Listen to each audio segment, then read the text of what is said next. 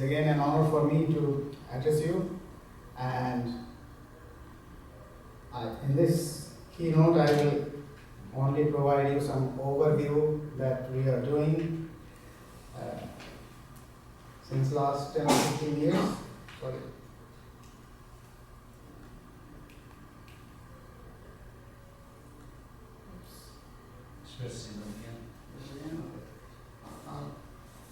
How is the pointer? Yes. Okay, I will manage without that. Okay. So we are working since 2004 on this aspect of nanomedicine, and we have our collaborators, US government, US Air Force Research Laboratory, Swedish Strategic Research Foundation, and Nanomedicine European, and we have several other organizations, National Center of Toxicological Research, US FDA, Basque government, University of Basque Country, Air Force Research Laboratory Human Factors, AVER Neuropharma, Swedish government, and University of Modena. I am from Uppsala University. Again, I have to say that the views expressed are solely mine. It has nothing to do with any organization. Actually, why we use nanomedicine? The idea came about 20 years ago that we need to accelerate drug delivery into the brain. And as you know, that blood-brain barrier is a hindrance for drug delivery under disease conditions. But on the other hand, this is very protective to the brain. So we have to see that without damaging the brain, we should have more access of the drugs to the brain. That's why the concept of nano delivery started. And there are many other aspects and many other ways people are trying to develop the technology for safer nano delivery to the brain. I have interest in blood-brain barrier long ago, and I am still pursuing to see that the blood-brain barrier is a gateway to disease and it is healthy in all normal conditions. I told yesterday that we have much more in number the endothelial cells. Neurons are regulated by the microvascular endothelial cells, and that constitutes the blood-brain barrier. So we have to protect the barrier on the one hand for health, but on the other hand, in pharmacological process, we have to circumvent the barrier without breathing for large molecules such as proteins. And this is the same we have formulated in this concept in 2003. And the anatomical side of the blood-brain barrier is the endothelial cells of the tight junctions. And we learned in electron microscopy, this is Dr. Sarvas Navarro. He was the director of Neuropathology Institute in Free University Berlin. I have an honor to work in Germany as Humboldt Foundation Fellow. And he taught me all the neuropathology of electron microscopy. So recently we are involved in different kinds of aspects with US government, and as I told you earlier, that there is National Innovation Summit happening every year at National Harvard in Washington, DC. So we have these top technology accepted. Actually three, these are two I'm showing with cerebrolizing. And there are other technical highlights with titanium nanowire cerebrolizing for treating various diseases. We have enhanced it with mesenchymal stem cells, a combination. So we are trying to understand the disease processes and nanowiring of several things, including stem cells and various drugs, to treat some kind of experimental medicine. This is another, we have studied in chronic hypertension in combination with silica and carbon nanoparticle toxicity, and that can also have some reduction with nano delivery of cerebrolizing. We still believe that if we try to protect the barrier in disease conditions or restore, then we are going to have neuroprotection of some kind. We also highlighted this in one of our books in Progress in Brain Research earlier.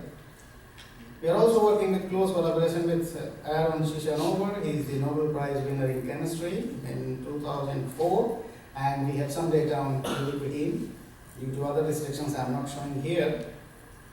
And we are working on the basic aspect of we could have nano delivery of the drugs with safe in the brain. That is our main goal.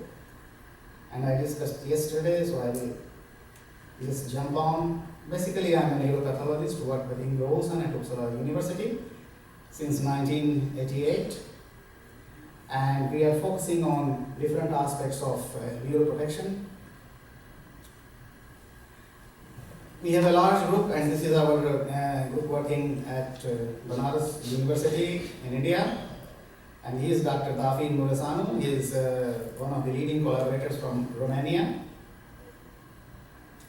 We are also working with Dr. Bill Slicker and Syed Ali from US FDA at National Center of Toxicological Research, and we are working in the guidelines to develop nanomedicine for FDA approval. There are some drugs are approved by FDA, but still a lot we have to do. Then there are certain questions that we want to address, and since we are working with governments and ministries of several countries, we focus the problems related with our soldiers. This was one of the work that I want to highlight that my wife has done, and this is regarding sleep deprivation. You know, in war conditions or our soldiers, they have very restricted amount of sleep, and this is the situation taken from US military files that our soldiers have to sleep sometimes in non-conventional conditions and even for short periods. There are also data from US military that says that if soldiers got only 6 hours sleep, then their mental performance is reduced, as you can see here. But if they have 8 hours sleep, they are much better.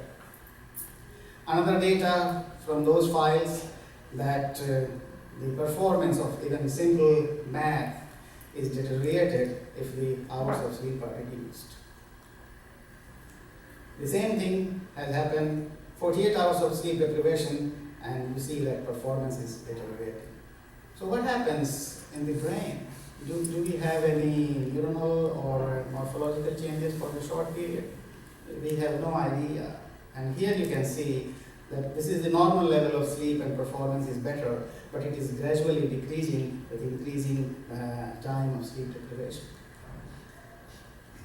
So what we did, we modeled in animal experiments sleep deprivation. Of course, this is not very similar to what our soldiers are having it, but there is an inverted flower model of sleep deprivation in which there is a water tank and an inverted flower pot was kept, and the rats or mice were allowed over that. They do not have REM sleep. When they are going to sleep, they can fall into water, so their sleep is disturbed. In this model, as you can see here, that 12 to 72 hours, there is progressive increase in neuropathology. And since my time is not very much, I can only give you the idea that when we combine with this sleep deprivation with nanoparticles, this is silver, and we allow them to have this toxication in sleep, there is much more damage than the normal conditions. Here we are just showing that we have used, since sleep is a factor of serotonin, and we are using ondansetron as a 5-HT3 receptor blocker, and this is again nanowire delivery.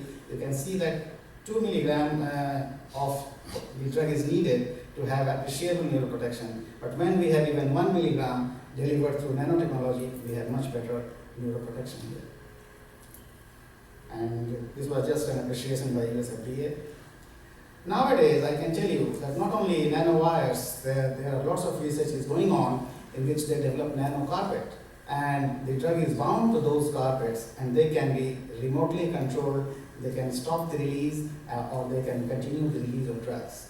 So in these conditions, the authors have shown that in spinal cord injury, if they apply this nanocarpet leveled with drugs, they can remotely control the release. And these are the latest fashion. We are also trying to utilize it in our model, but these are still under experimental conditions. This is the paper. Our work is summarized in one of the earlier review in 2013 in the journal Amino Acid, and this is a review, invited review, and the point we addressed that we have to consider hypertension, diabetes, and all other cofactors while considering the drug delivery to reduce brain pathology. But now look, there is other problem in our soldiers when they are exposed to desert conditions. They are exposed to silica dust almost every day. And when they are exposed to these for long periods, we believe that when they can get injury, the pathophysiological response will be much different, and even the drug delivery. So these aspects we are working at the moment. The another situation is that most of the soldiers, when they try to keep our border intact, they have to be vigilant under these circumstances, no matter in which part of the world. But this can also produce long-term stress. Immobilization is one of the aspects. So what is happening if we are having hypertension or stress and we are exposed to nanoparticles? We did some model experiments in which this was used for loose immobilization, and then we have in the world either cold environment or hot environment. I will show only a couple of slides to give you an impression. So this is the chamber, heat chamber, where we use animals to 37 or 38 degrees Celsius. Now look here, the neuronal changes. We have produced hypertension by 2 kidney, 1 click, and silica dust exposure at 21 degrees Celsius. When the same condition was produced at 33, you can see there is much more neuronal damages, and these are the basic cases, only hypertension at 21 degree and 33 degrees Celsius. So the point is that stress combined with silica exposure at high ambient temperature is much more worse. These are the example also the normotensive and hypertensive heat stress only. You can see that hypertensive animals showing much more neuronal damage. What is the mechanisms? It is very difficult to say. We have just measured one of the factors, nitric oxide synthase, and you can see here that nitric oxide synthase was highly upregulated. When we have given TNF-alpha antibodies, 30 minutes after, we had better result. But even you can see that titanium nanowire delivery of these antibodies had much superior effects. Here are the example of nitric oxide synthase upregulation and the reduction by nanowire delivery of the antibody. So you can also deliver antibodies using nanomaterial, and they can bind to its antigen much more better. What about diabetes? I can only show that silica exposure alone produces much more leakage of albumin in the brain, whereas silica and saline is also that, but the maximum effect is seen when the combination of diabetes. The point is that if you have these diseases, endocrine diseases, minor exposure to the nanoparticles can have devastating effects. This is shown also at the electron microscopy. Some of you who are familiar with that, you can see this is myelin vesiculation that is much more damaged as compared to the other conditions. But under any circumstances, the exposure of either copper, aluminum, or silver, they have quite tight relationship with the blood-brain barrier breakdown.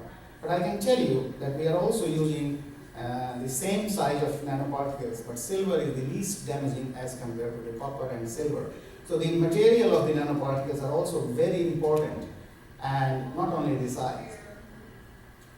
Then we went to the cellular structure, and the another question is that whether nanoparticle exposure equally affects our all population of young, adult, and old, but this is not the question.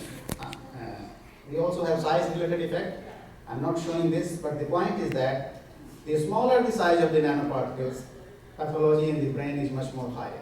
Here is an example. We have young animals, adult, and old. We can see that copper were given 50 to 60 nanometer in size. Much more damage can be seen in young and old as compared to the adult, where the damage was everywhere. And the silver is also 50, 60 nanometer size. We have much more damage in the old and young. We confirmed our observations at the electron microscopy level, and you can see also this is myelin basic protein. The changes were much more severe in young and old group. As you can see here, the myelin vesiculation is much more prominent than the adult. So now the question is, can we replicate in also the models of traumatic brain injuries? We can tell that we prepare the laboratory animal in our model, but we cannot mimic the human situations. Just simple example. In human cases, if you have a spinal cord injury by motor vehicle accident, this is occurring in conscious condition. But animals, we have to anesthetize and then make a spinal cord injury. The another thing is that the spinal cord injury occurs in human cases from the ventral side. But always, all models of a spinal cord injury are produced on the dorsal side. So the point is that you cannot replicate human cases with animal model.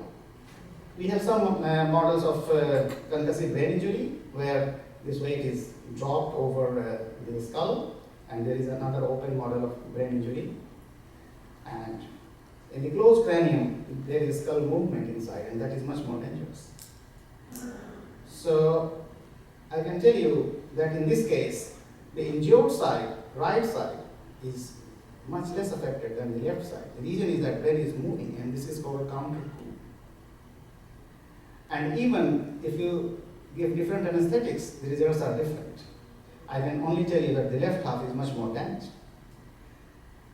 I was talking about temperature, and as you can see that both 5 degrees Celsius and 34 degrees Celsius, the damage was much more higher in the brain as compared to the 23 degrees Celsius. This is the normal control.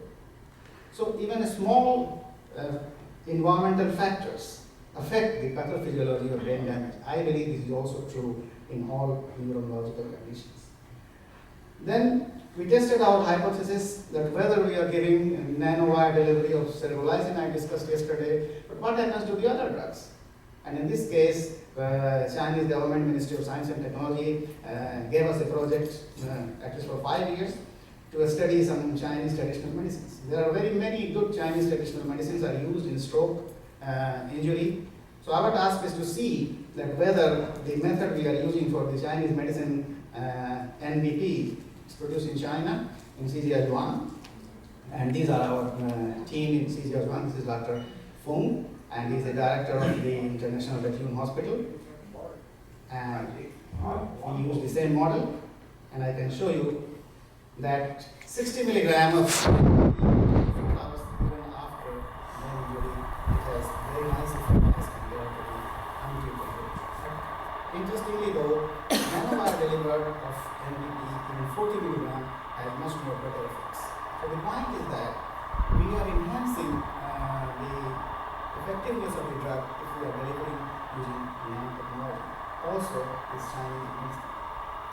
These are the examples of the same thing that we have used in different models. There is gradual increase of the blood-brain barrier, and here we have given the drug. And also the edema formation is gradual increase over time, and when we have given nanowire Chinese drug, this is going very well. This is an example you can see here. So these observations suggest that nanowire delivery of NBP has far superior effects than the drug alone.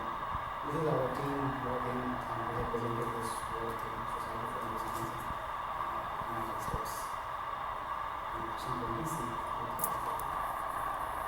This I have shown you earlier, and I told you that we are working in Arkansas, and the former governor of Arkansas is very positive to our work. This is our friend Dr. Valentina and Dr. Wang. They do very good work with us. I showed you yesterday how this status, aerospace status. So I show you some results when in the same model of concussive head injury, we have used nanowire delivery of cerebrolizine. And you can see that even normal cerebrolizine given produces better results. Nanowire delivery of cerebrolizine is much better. The point is that when we have studied the dose response, and we can see that if we use nano delivery of cerebrolizine in 5 milliliter per kilogram is what we do. But the normal cases, we need 10 or even 15. But if we go doses beyond 15, for this drug there is no difference. These are also the example of electron microscopy. You can see that the drug given has much more better effect than the control arm. So there is a dose-related effect which is also possible in nanowire delivery. But we are also working that, as I told you, co-invent nanoparticle size and type, disease conditions, and even psychostimulant drugs will modulate the pathophysiology. As I said, no two clinical cases are very similar, therefore we have problems in drug delivery, and we have numerous failed clinical trials in experimental situations. We work also with Dr. Shelby, I showed you yesterday. The nanowire formation is pioneered by Dr. Young from Berkeley, but he did this invention for the electronics, and we are using for biological applications. So we salute him for very determined job. We produce a volume just to tell the people that now this is the time that we should look for both aspects of nanodelivery, means its toxic effect as well as pharmacological effect. And these Dr. Sharma and Dr. Chikamura, and he's now the Vice Chancellor of Oslo University. He was for long years Chief Editor of Neuroscience. We have publicly their work. What about another aspect of his pharmacology? This is the former Governor of Arkansas. He's also helping us because he wanted that our soldiers are very much injured. The spinal cord injury is the problem of largely soldiers, gunshot or lung injury. So we should look at those things as well. So this is the normal condition in war where soldiers are injured. We do not have specialized hospitals in far. So can we apply some drugs immediately near the injury site so that we can thwart the progression of injury for some time, like 6 hours, 10 hours, then they are transported to the specialty hospital. And these are our work, and so therefore we try to apply topically some drugs, nanowire or without nanowire, to reduce the pathological progression at least of 5 hours. Because 3 hours is the time window. When we have exposed silica silica dust, you can see that the swelling of the spinal cord is much more bigger or exacerbated as compared to the normal condition. Here is the case that blood spinal cord barrier is much more higher in silica exposed group. This is saline treated, as well as the edema formation was higher. You can see that very less tissue can be seen here when silica was exposed, and here in this case without silica. The damage is much more prominent in both the cases. Now I tell you the things that what will happen if we use a selection of drugs. We don't know which drug is good, which drug is not. So whether if we just nanowire by ABC method like titanium wires or PLGA, all drugs can penetrate better in the brain and do good? Probably not. So this is an example, this is analysis. You can see we have several drugs. I am not obliged to tell you the names because we are still under investigation, but you can see there are a couple of drugs here, a couple of drugs here. So these are the least damaged compartment, means no protection. These are the most adverse compartment. You can see one of the drugs here, when given in the identical condition with identical doses, doing very good. But some of the drugs are in between. So it means you cannot have by nano delivery make a bad drug to be good drug. You should have the drugs good. You can only increase its efficiency. And this is an example. The good drug that was given with nano delivery topically over this spinal cord, we have better protection at electron microscopy, at live microscopy as compared to the non-treated, where you can see the much more volume expansion. You can look margins. So we can only say that nanomedicine is good. This is the need of the hour to penetrate faster, and the only thing we require to study is neurotoxic effects. And obviously, our Prime Minister is very much interested in this work, in this for 10 years, 8 years. Now, in last few minutes, I will expose to you the higher tissue pathology and brain damage that was not discussed much before. These files are unclassified recently. This is an old data. You can see that the brain injury levels are increasing in number of cases. This is the data in 2009. And higher tissue, even as the military files are reclassified, tells that it can have even short exposure, can have long changes in the brain. And we are working in lot of experiments. So, rapid ascent to high altitude can cause acute non-densities that many people are aware, and some of the changes have long-lasting effects. These are the examples that some mountains are very high, and soldiers have endured at those high level, probably they have a much more difficult situation. The most pronounced effect is edema and high intracranial pressure. I'm not going to this data in details, but you can see that high exposure, high altitude is dangerous, and 5,000 meters is very difficult. We have been cerebralizing in some animal experiments. The experiments were done either produced in the lab with increasing less oxygen, or they were kept in the lab at the high altitude. None of our ability of cerebralizing has superior effects in those situations. We are using a different parts of the world, and you can see that. Now I will show you briefly last 2 minutes that we have also done this looking at nanosphere delivered cerebralizing in a model of Parkinson's disease. We know that TRH neurons completely destroyed in a model of NPT-induced Parkinson's disease. This is the our student Asya. She was in paper, and we use this method of cerebralizing modeling. You can see that direction of is increased after doing this treatment. Also, the complex rate and dopamine enhanced. And this is the example you can see here that the cerebralizing given in that method has really enhanced the TRH positive cells in enriched environment. There is another things are coming that if the animals were reared in enriched environment, they get much better regeneration in the system. So I can only say that this is the time that we need to consider nanomedicine as one of the potential therapeutic measures. However, we cannot ignore the neurotoxicity aspect of this, and we cannot also ignore comorbidity factors. Future research is very much needed in this area. Obviously, this is a very large consortium, and medicines are helping us. I'll stop here. Thank you very much for your attention.